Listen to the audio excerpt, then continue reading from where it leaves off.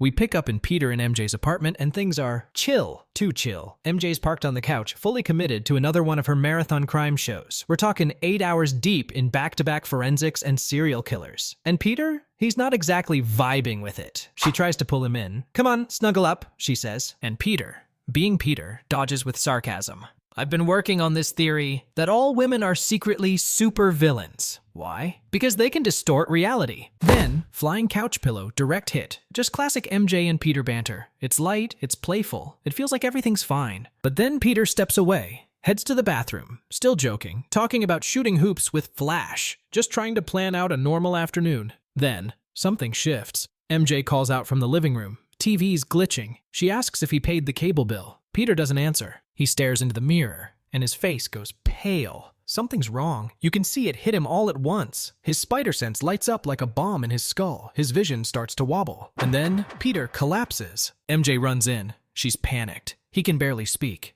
Do you hear that? He whispers. That humming sound? MJ tries to ground him, tells him maybe it's just his ears ringing. But Pete isn't hearing it. He's feeling it. My spider sense is going ballistic, he says. I mean, like I've never felt before. Ever. And right at that moment, across the city, everything stops. People on sidewalks, in diners, in cabs, freeze. Their eyes widen. Their hands pause mid-movement. Something is pulsing through them, this low, droning hum. And it's not just noise, it's command. Then the limo rolls up. Door opens. And out steps her. This woman, dressed in black, gliding out of that car like she owns everything. She doesn't speak, doesn't have to, she just hums.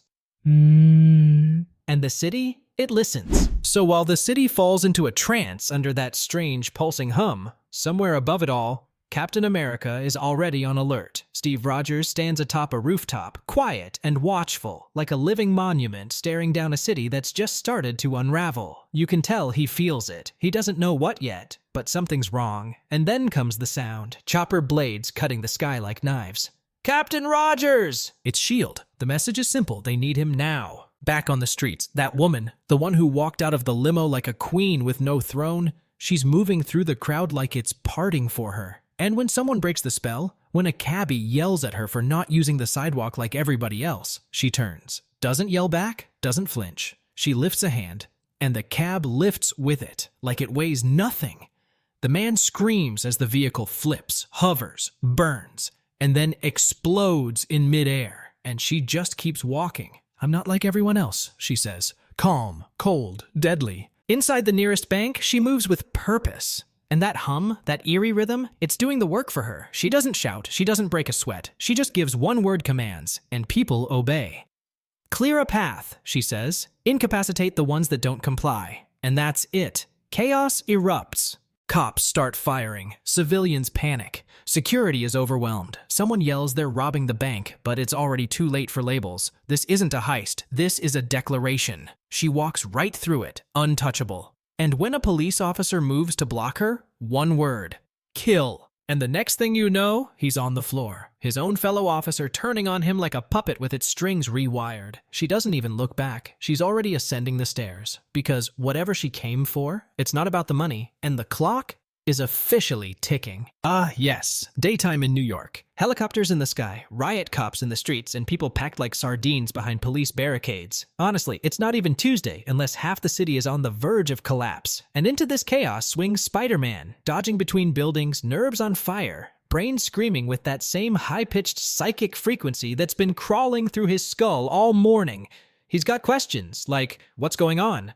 Why does it feel like my spider sense is chewing on a live wire? And most importantly, who's responsible for all this? And then, boom, dropping from the clouds like a patriotic meteor, Captain America, parachuting in under a giant American flag like it's VE Day. And while the crowd pushes and panics below, Spidey's already got jokes. Why are New Yorkers acting like Walmart shoppers at a World Cup riot? Spider-Man perches on a rooftop, waiting for Cap to finish his dramatic entrance. And when the Star-Spangled Man finally touches down, Pete doesn't even miss a beat. Oh, brother, it's the jarhead from another time zone. Cap lands, adjusts his helmet, and asks the obvious. Spider-Man, what are you doing here? Pete's response, mouth full, as usual. Good food, great ambience. Pity about the service. It's classic Spidey snark. But underneath the jokes, the tension's building. because even though they're smiling, they both know something's seriously wrong. Spidey lays it out. He's been tracking the psychic noise in his head, and it led him here. Cap's focused. Thermal scans show major activity a couple floors down. Too risky to drop in from above with all the civilians around. They'll need to move in from below before Cap can give the full plan. Spider-Man jumps. No hesitation. No backup. Last one, there's a bedwetter. Wait, listen to me. But it's too late, because Spidey knows what Cap doesn't. She's already in control, and there she is, the woman behind it all, seated like a queen, carried by mind-warped men. Silent, commanding, untouchable. From above, the news crew spots the action. Get it all in frame, they say, but down on the rooftop, NYPD tries diplomacy. They want answers. The woman in black just lifts a finger. Down. And like it was never meant to fly. Crump. A police chopper drops from the sky like a stone. Spidey, mid-climb, watches it spiral past. That's not good. Meanwhile, Cap's still inside, heading up floor by floor. 60th floor, no sign of... What was that? He's about to find out. Cap calls it in. Chopper's down. Situation's escalating. Spidey's already closing in, watching flames rise from the wreckage. Inside the building, Cap moves deeper. The people. They're not just dazed, they're building her a throne. Drained of will, Cap says. She's nesting, and he knows exactly who's heading straight into it. Spider-Man, going upstream without a paddle. Cut to the rooftop. Spidey's locked in, eyes on her. The woman behind it all, calm, poised, carried like a goddess. And now, she sees him. Spider-Man, that complicates things. Spider-Man's doing his thing, awkward charm and all. Hi, strange lady, did you mess with these people? She barely looks amused. You're smaller than I thought you'd be. He tries to play it cool, joking about surrender lines. But when he throws a web, she's faster. One spinning kick sends Spidey flying. She gets in close, real close. One chance. That's all you get. Her voice is ice. Do that again, and your city will suffer horrors beyond imagination. Yeah, Spidey just poked the wrong wasp's nest. Spidey bounces back. Classic quip at the ready. Wow, angry weirdo at 10 o'clock. He flips her to the ground in a clean, smooth takedown. Alley-oop! Now he's trying to talk her down. Joking, of course. Is this a revenge plot? A money grab? But she doesn't play along. I am your queen, and Peter, not buying it. Yeah, well, we vote in this country. Then, smash, he accidentally slams her into a metal crate. Nice angle. Bit sharp, though. She rises slowly, unfazed. And just like that, Cap crashes onto the scene. Spider-Man, back away from her. Yeah, things just escalated. Fast. Spidey's still trying to keep it light. I feel like I'm in high school again. Are you flirting with me? But this woman, she's not here for jokes. She leans in, calm, almost playful. Tell me, Spider-Man, do you hear that sound? Then it hits. A scream that isn't just noise. It's a mental spike, a sonic blade slicing through his head. Oh, Lord, turn it off. But there's no mercy. As Spidey rides on the floor, she closes in, cold, controlled, and furious. And suddenly, this isn't a supervillain fight. This is survival. The woman's voice softens, but there's venom behind every word. She cradles Spider-Man's face like a trophy.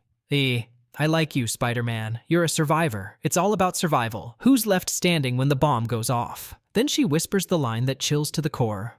Think of me as a cockroach, the biggest one you ever saw. But before she can finish her twisted monologue, wham! Cap's shield cuts the air, smashing through the crowd like divine judgment. No hesitation, no warning. The moment it slams into one of her brainwashed followers, the message is loud and clear. The fight is back on. Captain America enters the rooftop like a sledgehammer of justice. But before he can get 2 words in, Anna turns her rage toward him. You, what are you doing here? Cap doesn't flinch, doesn't hesitate. This was never going to happen, Anna. I'm giving you fair warning. Surrender now, and no lives will be lost. But Anna's not interested in negotiations. Instead, she lifts her hand, and the crowd erupts into chaos, bodies flung like rag dolls. That's the difference between you and I, Rogers, she sneers. You protect and serve, as if they're human. And with venom in her voice, what do I care for the lives of a few mindless drones? Cap tries to push through, but her wave of living obstacles overwhelms him. One of his own civilians slams into him, and then, bam, his own shield hits him square in the jaw. The Queen just turned the people into weapons. Captain America is down, on his knees, barely keeping it together. And here comes Anna, calm and composed, walking like it's a fashion runway instead of a battlefield. With a smug smile, she says, "It's coming, Stevie, just as you always knew it would. I'd like to say I've missed you over the years, but I've moved on." Cap groans out a response, forcing defiance through clenched teeth. "You don't move on, Anna. You just move laterally, like the insect you are." Meanwhile, Spider-Man's tangled in a sea of hypnotized civilians, struggling to break free as he shouts toward Cap, "Hey, I thought you said you didn't know this chick." Anna doesn't stop. She doesn't blink. She just stomps her heel right into Cap's chest, driving him back down. And with a wicked smirk, "He knows me." Surrounded, restrained, Spider-Man still doesn't back down. Even with the mind-controlled crowd crushing him, his mouth never quits. He throws down the challenge, take him on without the drones. But Anna? She accepts with a whisper. And then the noise hits. The same psychic scream that's been shredding his brain since this all began, now weaponized, direct, inescapable. Spidey crumples. His body says, "Fighter."